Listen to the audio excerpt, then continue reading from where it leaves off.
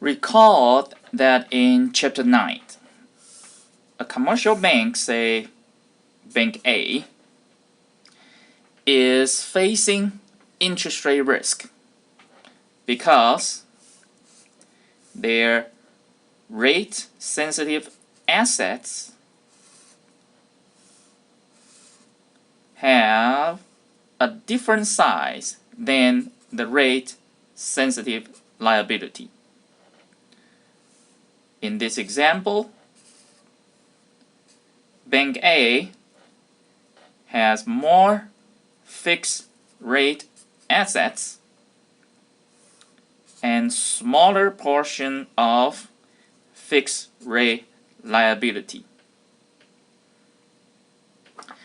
And when interest rate increases,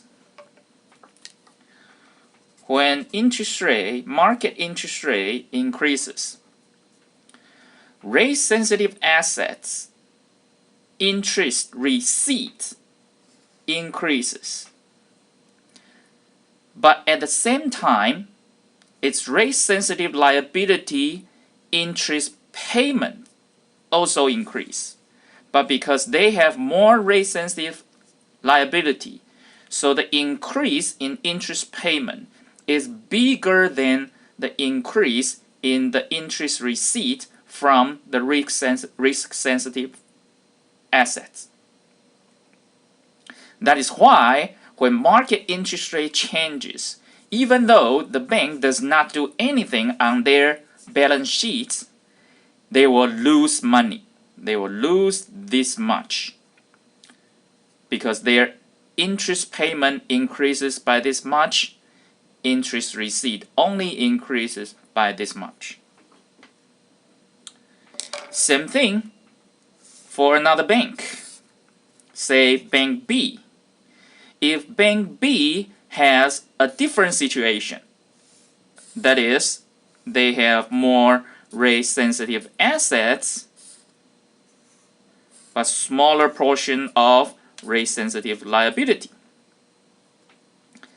That is, assets must be equal to liability, so their fixed rate assets is smaller than their fixed rate liability.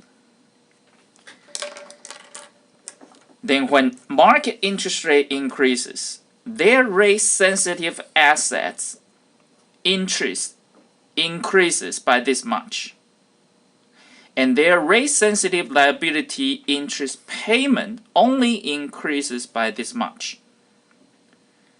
Therefore, their receipt increases more than their payment, therefore they earn this amount. That's when the market interest rate increases. So when market interest rate increases, Bank A is not happy, they lose money. But Bank B is happy because they gain money even though they don't do anything on their balance sheets. They don't buy more assets, they don't sell more liabilities. That is called the interest rate risk. As you can see, when interest rate goes down, then it's opposite. Bank A rate-sensitive asset interest receipt decreases, but their interest payment decreases even more. Therefore, Bank A is happy when interest rate goes down. And Bank B is not happy because their rate-sensitive asset receipt will decrease by this much, but their rate-sensitive liability payment only decrease by this much. So Bank B will not be happy if market interest rate goes down. But we don't know whether market interest rate will go up or down. Therefore, we don't know whether we will gain money or lose money. That is called the interest rate risk. That is, uncertainty about the future market interest rate will cause the commercial banks to gain or lose money. That is called interest rate risk. From this graph, it's obvious that how can we reduce or avoid the interest rate risk for these two banks? The first answer is they can rearrange their balance sheets to make rate-sensitive assets equal to rate-sensitive liability. Make the size of the risk-sensitive assets equal to the size of the risk-sensitive liability, rate-sensitive liability, rate-sensitive assets. Then the increase or decrease in rate-sensitive asset interest receipt will be equal to the decrease or increase in rate-sensitive liability. Then they will not gain or lose any money. However, at the end of chapter 9, we say that banks have this kind of balance sheets for a reason. That is what they want to do. Say, for example, Bank A has more rate-sensitive assets. Therefore, Bank A may be specialized in mortgage lending. That is why they have more fixed rate assets, because mortgage is usually long term. So if A operates its bank this way by specializing in mortgage lending, then they don't want to give up their expertise to avoid this interest rate risk, because they have already spent too much time and too much effort in analyzing the real estate market, the local market, and the international and the national market for real estates. That's why they can specialize in mortgage lending. So they don't want to change the size of their rate-sensitive assets or fixed-rate assets. Then, without rearrange balance sheets, how can banks reduce or avoid interest rate risk? Again, from this graph, it's easy to see. Because what causes banks to gain money or lose money is not the blocks. It is actually the arrows. It is because this arrow is longer than this arrow. That is why this bank gain or lose money when market interest rate changes. That is, it is not the size of the assets or liability that causes Bank A to face interest rate risk. It is the interest receipt and interest payment from these assets and liability that causes A to face this interest rate risk. So we don't have to adjust the blocks. All we have to do is to adjust the arrows. That is, we just have to change the size of interest receipt or interest payment. That's what we want to talk about in chapter 14. Then how can we do that? We can do that from this graph. Compare A and B. What's the difference? A has more fixed rate assets and B has more rate sensitive assets. Now how about this? When B receive fixed rate asset interest,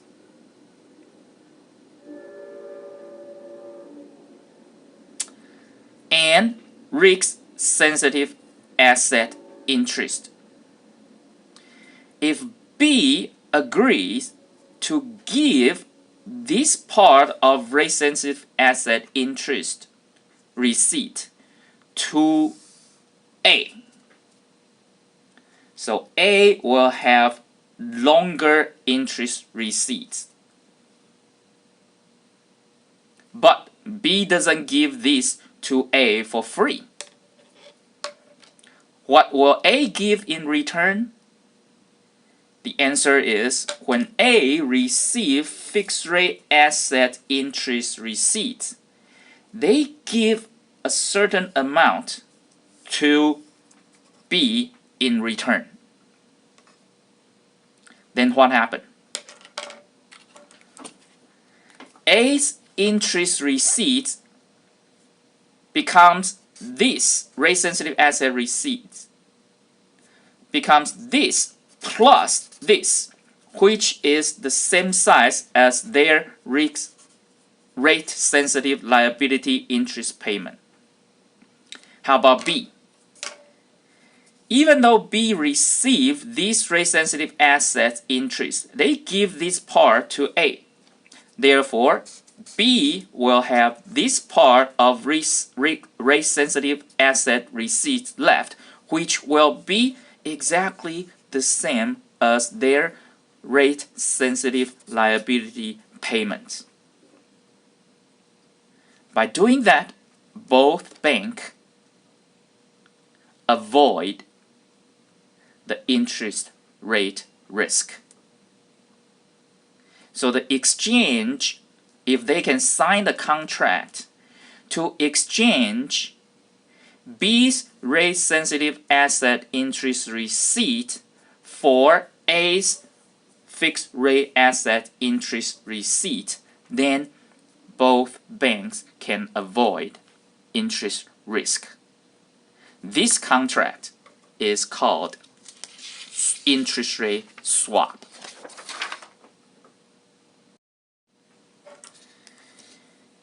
So swaps is a financial contract that obligates each party to the contract to exchange a set of interest payments, not assets. We are exchanging the arrows, not the blocks. We're exchanging the arrows, not the blocks. Therefore, the blocks doesn't change. That is, banks do not change the way they operate the banks. Exchange a set of payment it owns for another set of payment. Exchange an arrow for another arrow owned by another party. That's exactly the exchange, the interest rate swap. Now, let's get into some details by using an example. In this example, Midwest Savings Bank signs an interest rate swap contract with Friendly Finance Company. And in this contract, they agreed that for over 10-year period, swap contract is usually a very long term. For 10-year periods, in each year, Midwest Savings Bank agrees to pay Friendly Finance Company 5% times $1 million of assets.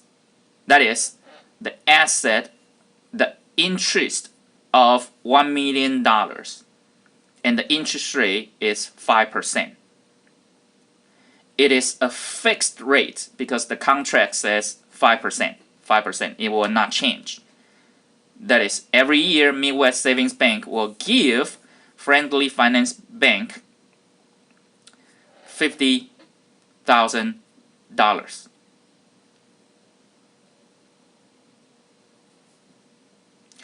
In return, Friendly Finance Company will pay another set of interest, again from $1 million of assets. And the interest rate will be the treasury bill rate, say 3 months treasury bill rate, plus 1%. Treasury bill rate is a market interest rate, therefore it is changing all the time, every second. So this interest rate is a variable rate. So essentially, Midwest Savings Banks give the fixed rate assets interest, fixed rate assets interest to Friendly Finance Company. And Friendly Finance Company pays rate sensitive asset interest. It is rate sensitive assets because it is sensitive to the market interest rate. Alright. So which one is A and which one is B? Remember, B gives rate sensitive asset interest to A. B gives rate sensitive asset interest to A. So who is A, who is B?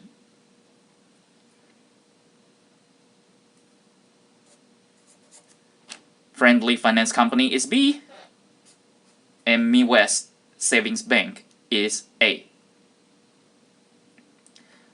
Another way to understand this is, why does Midwest Savings Bank wants to give up fixed rate asset interest to B? The answer is, it has too many fixed rate assets. Therefore, they want to give up fixed rate asset interest.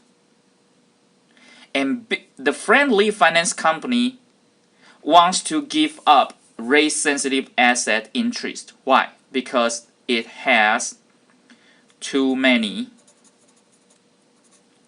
rate sensitive assets. So that's exactly the case here. A has too much fixed rate assets, too little rate sensitive assets. Therefore, Midwest is our A. B has too much rate sensitive assets. Therefore, Friendly Finance Company is our B. Alright, one more thing that you may have noticed is that this variable rate, why do we have to plus 1%? Why does B have to add 1 more %? The answer is 5% is the long-term interest rate. Longer-term bond, treasury bill is a short-term interest rate, short-term assets. Therefore, you have to pay liquidity premium because this interest rate, long-term interest rate, will always be higher than this short-term interest rate. Therefore, you will have to add a liquidity premium to this contract. So by doing this, Midwest Savings Bank converts interest receipts of $1 million of fixed rate assets. Remember, they give fixed rate assets interest So they convert this fixed rate asset interest to interest receipt of rate sensitive assets interest.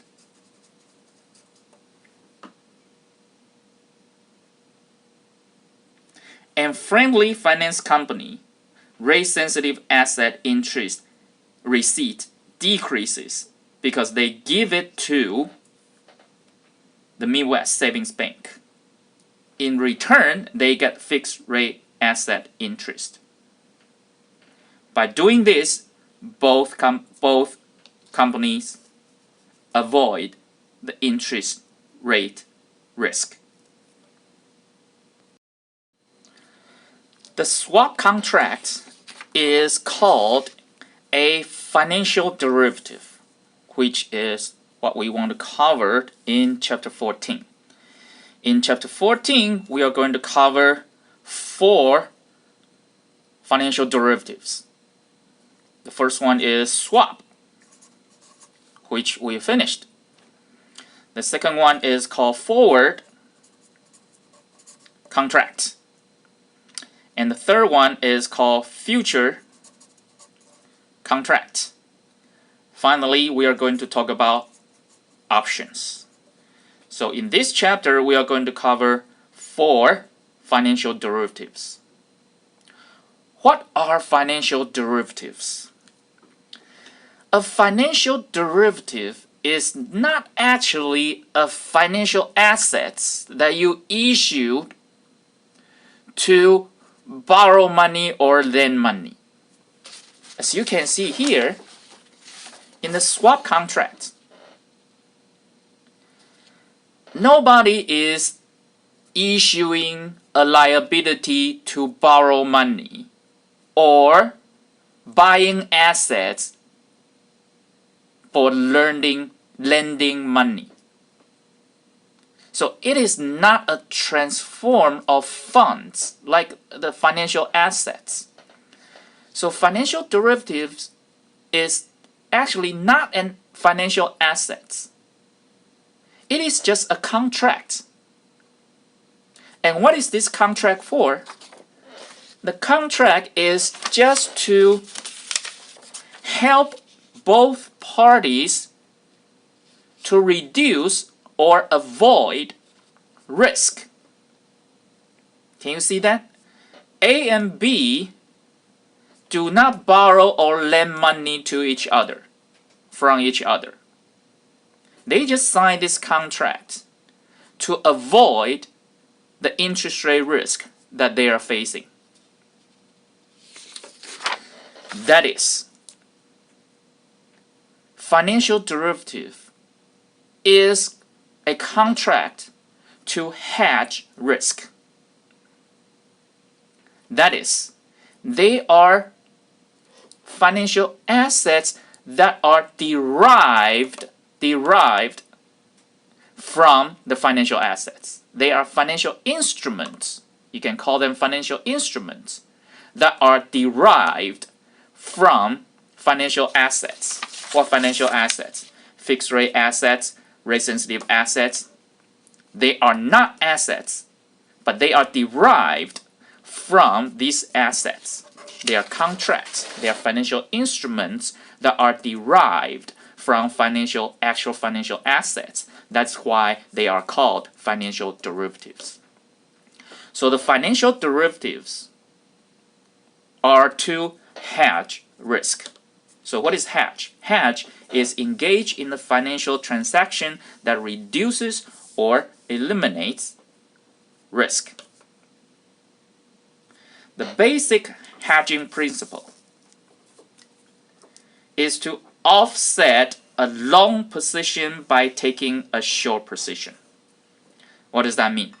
Okay, you can understand this by a long position. What is a long position? A long position is what you own. You own something or some assets. And then taking a short position. What is taking a short position? That is sign a contract to sell something or assets in the future. That is, if you own something, then you sign a contract to sell it in the future. That is called offsetting a long position by taking a short position. Now, if you have a short position, what does that mean? That means you don't have. So if you have a short position, that means you don't have something, the assets, but you are taking a long position. When you don't have something, you take a long position. That is, sign a contract to buy something in the future. That is, if you don't have the assets, then you sign a contract and buy that asset in the future.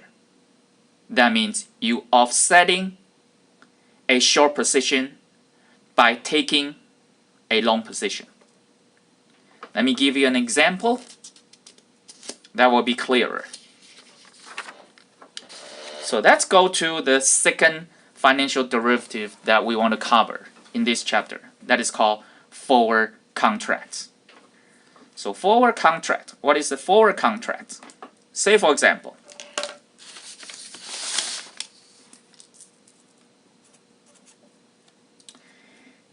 A has $1 million. So he has a long position.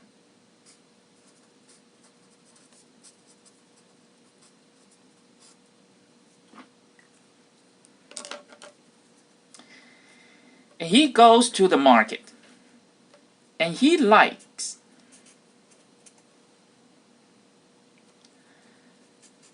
the 15-year Treasury bond with coupon